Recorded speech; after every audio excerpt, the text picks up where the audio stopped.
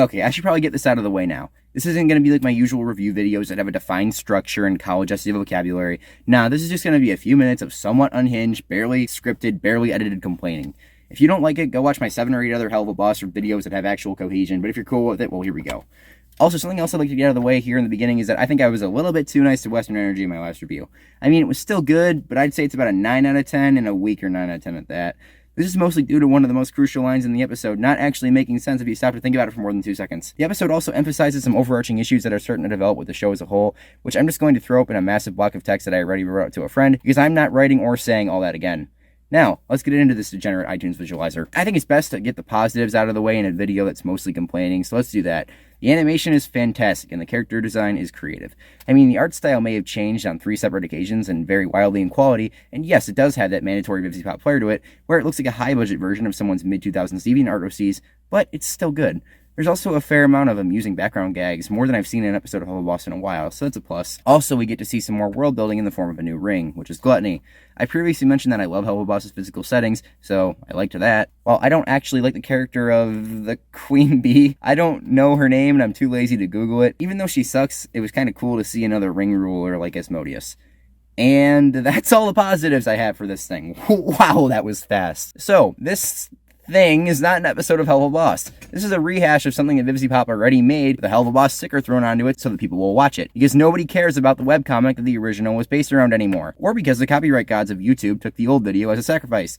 Seriously, why was the Die Young video removed anyway? I mean, I typically believe that the less furry content on the internet, the better, but at least if this stayed up, we could have been spared from this episode. It really does break my heart watching this, knowing that we should have gotten a follow-up to Ozzy's, which is probably one of the most important episodes for the core relationship of the show, instead of a Luna bottle episode. Here, have a 5-second scroll through some message history. That should be a sufficient conclusion, right? God, this show sometimes. Just decide if you're smart or not. Anyways, does this episode have a story or what? Barely. Luna goes to a hellhound party with the furbait guy from a shit-tier early episode, meets the worst character ever put to screen, and as per usual is annoyed at everyone. Blitz is also here for some reason and gets wasted, and Luna is inexplicably nice to him at the end. Jesus. Was this just for the stands or what? You could have made that just a little bit less obvious, guys. Just a quick friendly reminder that the last on-screen interaction between these two characters was her beating the shit out of him for asking her to stop being a bitch, and her smashing him in the balls. I mean, I thought that owners were supposed to neuter their dogs, not the other way around. Anyways, if you thought that Luna's pivot here was wildly inconsistent, the episode decides to keep that theme going by doing this. Howdy next to you wants to leave?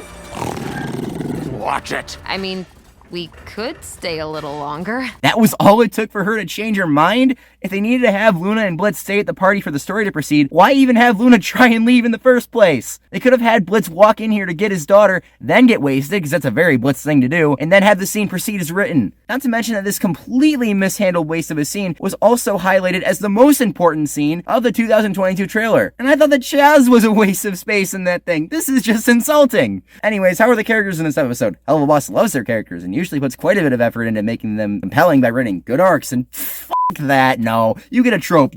Everyone gets a trope. These characters might as well have been cardboard cutouts, and I mean literal cardboard cutouts, because we've seen IMP staff members get angry at those before. And it's all Luna does for this episode. She's just angry at everything.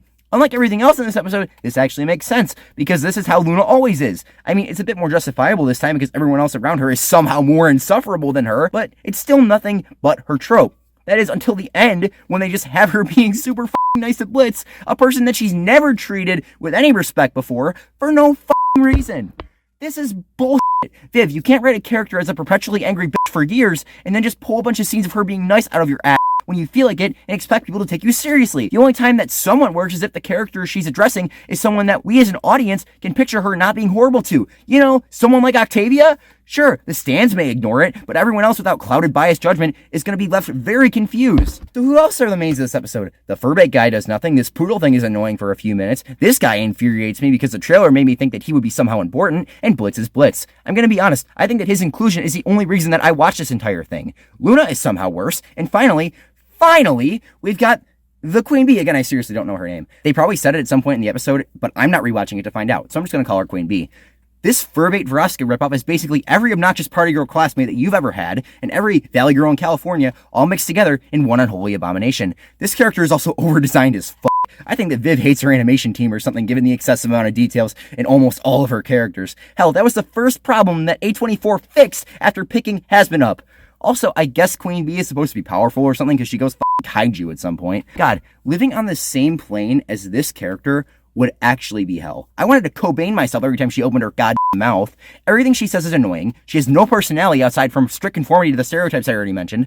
You know, for once I can't blame Luna for hating everything about this character and environment. But then again, that's kind of the point, because this episode is clearly meant to humanize Luna, isn't it?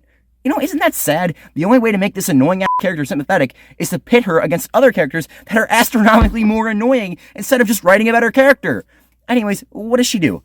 She sings an ear-grating rendition of what I imagined is a licensed song. I take it that's where this episode's apparent legal issues came from. I'm not willing to put any effort into figuring out if that's actually the root cause, as the writers put no effort into this episode. So, like a third of this short episode is a music video, where the animators tried to break their computer's processors by rendering this absurdly colorful and fluid segment. God, what a waste of animation talent. Can we just transfer these animators over to good projects like Spider-Verse or something? And look at that, I've already talked about almost everything that happens in this episode. It's almost like there's not much here or something. The rest of the episode is filled up by an entirely different plot, where Luna calls Blitz to come and get her, and then has to drag him away from the party, which he joins in on. I love that the segue into this plot point is that the character who just sang a huge song about gluttony is getting bent out of shape that there's one of her guests acting too gluttonous. Anyways, Luna does that, and I have to say, this is the most tolerable part of the whole episode, because Blitz is the only character out of all the featured ones here that I actually enjoy watching. So we finally get the end scene where Luna is just inexplicably kind and caring towards Blitz and helps him with his drunkenness, and then calls him dad, which I'm sure caused half the fandom to wet their goddamn pants. God, what a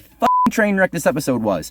Up until this point, I thought that just Sheriffs was the worst thing that would ever come out of Vivzy Pop's animation catalog. A combination of a weak plot, bad characters, unfunny humor, and bad writing made that episode clock in at last without question. But this is in a league on its own. Literally. In my opinion, this is not a real episode of Helluva Boss. This is just Vivzy Pop's wet dream that utilizes the characters of Helluva Boss. The last 5 minutes have a half-hearted attempt to bring those characters back into the actual story of Helluva, but it's not enough. Because of this, I will not be ranking it as an episode of Helluva Boss. This episode holds no place in my tier list, but if it were, it would be the easiest 2 out of 10 I could ever give. And I'm not the only one who feels this way. Critical reception on YouTube at large seems to be waning as season 2 progresses, as people are starting to notice holes in character writing and story structure, and how, in a way, the show seems to be getting too ambitious and can't properly explore all of its complex ideas.